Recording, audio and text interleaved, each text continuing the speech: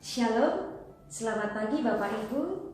Sebelum kita beraktivitas hari ini, mari terlebih dahulu kita mendengar dan merenungkan firman Tuhan melalui program Lentera Anugerah GKI Sumut Kelasis Medan 1. Mari kita berdoa. Bapa kami yang di surga, kami bersyukur untuk penyertaan-Mu hingga di pagi hari ini kami kembali memiliki kesempatan untuk belajar tentang firman Tuhan. Berkata-katalah ya Bapa, karena kami siap mendengarkan. Di dalam nama Tuhan Yesus kami berdoa. Amin. Baik Bapak Ibu, firman Tuhan pagi hari ini akan saya bacakan dari 2 Tawarik 26 ayat yang ke-16. Demikian firman Tuhan.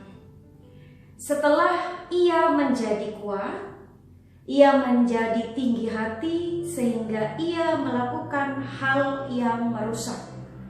Ia berubah setia kepada Tuhan Allahnya dan memasuki bait Tuhan untuk membakar ukupan di atas mezbah pembakaran ukupan. Sedemikian jauh bacaan firman Tuhan. Berbahagialah bagi kita yang mendengar dan memeliharanya. Amin. Adapun tema renungan kita pagi hari ini, perangai yang berubah.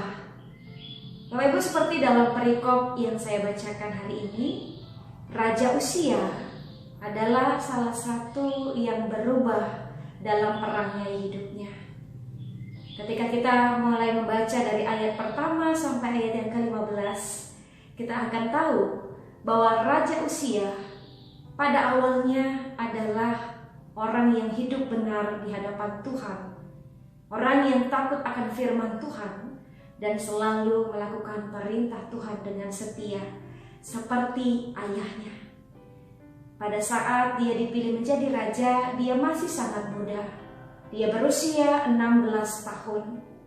Dan ketika dia menjadi raja, maka dia diberkati oleh Tuhan dan dengan ajaib dia ditolong dengan kekuatan yang daripada Tuhan. Sehingga dia mencapai kesuksesan, keberhasilan, dan kemenangan untuk meluaskan wilayah dominasinya.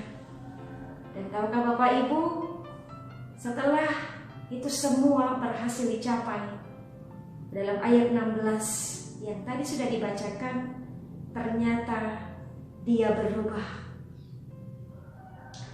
Raja Uzia, setelah ia menjadi kuat, ia menjadi tinggi hati. Dalam ayat 16 ini jelas dikatakan bahwa perangai yang berubah itu disebabkan oleh karena kekuatannya sendiri. Karena dia tidak menyadari bahwa sebenarnya kekuatannya itu berasal dari Tuhan. Sehingga timbul kesombongan, tinggi hati, dan dia melakukan hal-hal yang tidak dikehendaki Tuhan. Ia melakukan hal yang merusak. Ia berubah setia kepada Tuhan Allahnya, dan ia memasuki bait Tuhan untuk membakar ukupan di sana.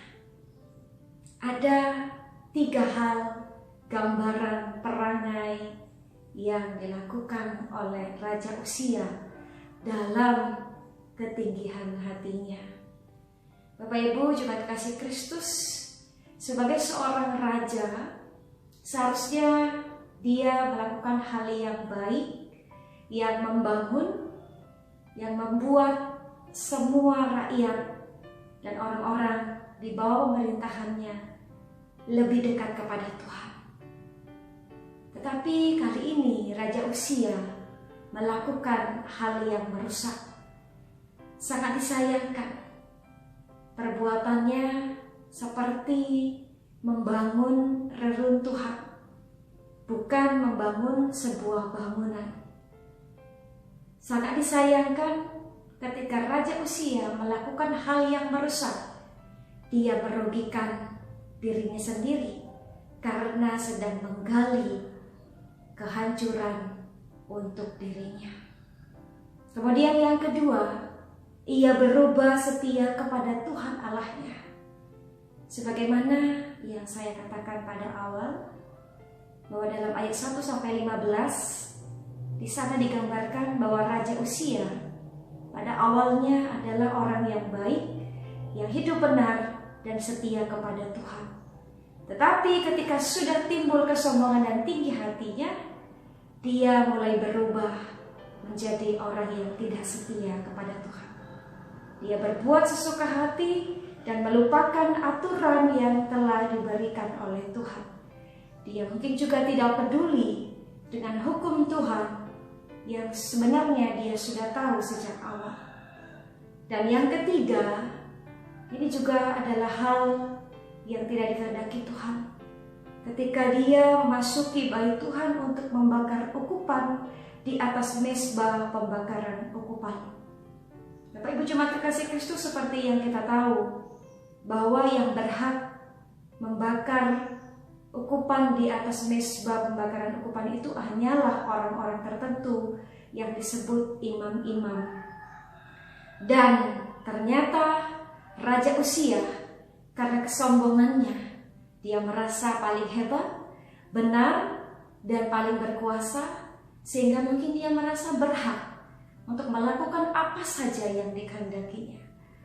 Dalam ayat yang ke-17 sampai yang ke-21, di sana kita bisa membaca bahwa para imam sudah memperingatkan Raja Uzia tentang perilakunya yang tidak benar itu. Dia sebenarnya tidak berhak untuk membakar ukupan di bait Tuhan. Tetapi sekali lagi, karena kesombongan dan tinggi hati, Raja Uzia mau tetap mengerjakannya. Akibatnya Tuhan murka kepada Raja Uzia dan dia diberi penyakit kusta. Setelah dia mengalami penyakit kusta, maka dia harus pergi dari bait Tuhan dan dia diasingkan sampai dia meninggal dunia. Bapak Ibu jemaat kekasih Kristus, dari kisah Raja Uzia ini kita bisa banyak belajar bahwa kita semua ini tidak kebal terhadap godaan. Dan godaan-godaan yang ada itu bisa saja merubah kita dari hidup benar menjadi tidak benar. Mempengaruhi kita dari yang setia kepada Tuhan menjadi tidak setia. Apalagi yang menggoda itu biasanya adalah suatu keberhasilan atau kesuksesan yang sudah kita capai. Kita akan mudah memiliki kesombongan dan tinggi hati sehingga melupakan Tuhan yang sudah memberkati kita. Bapak Ibu jemaat kasih Kristus, dari kisah Raja Uzia ini, maka mari kita merenungkan betapapun kehebatan kita, kekuatan kita, kemampuan kita sampai kepada pencapaian kita saat ini, itu semua karena Tuhan yang memberkati. Sehingga kita harus tetap rendah hati dan mengandalkan Tuhan dalam setiap perilaku dan tindakan kita sehari-hari. Apapun yang akan kita kerjakan, mari tetap andalkan Tuhan dan selalu rendah hati di dalam mengerjakannya. Bapak Ibu jemaat kekasih Kristus, pagi hari ini kembali diingatkan supaya kita menjadi anak-anak Tuhan yang menyadari bahwa kita dengan segala kemampuan dan kekuatan kita tidak ada apa-apanya ketika kita melupakan Tuhan. Tetapi sebaliknya, betapapun kita lemah, tidak berdaya, dan merasa tidak mampu di dalam kehidupan kita, ketika kita mengandalkan Tuhan, ketika kita percaya kekuatan Tuhan, kuasa Tuhan di dalam menghadapi pergumulan kita, maka pasti Dia berikan jalan keluar. Baik itu pergumulan di dalam keluarga, baik itu pergumulan di dalam pekerjaan, baik itu secara pribadi dalam kesehatan, ataupun pelayanan kita. Mari tetap andalkan Tuhan dan kita menyadari bahwa kita ini tidak berdaya tanpa Dia.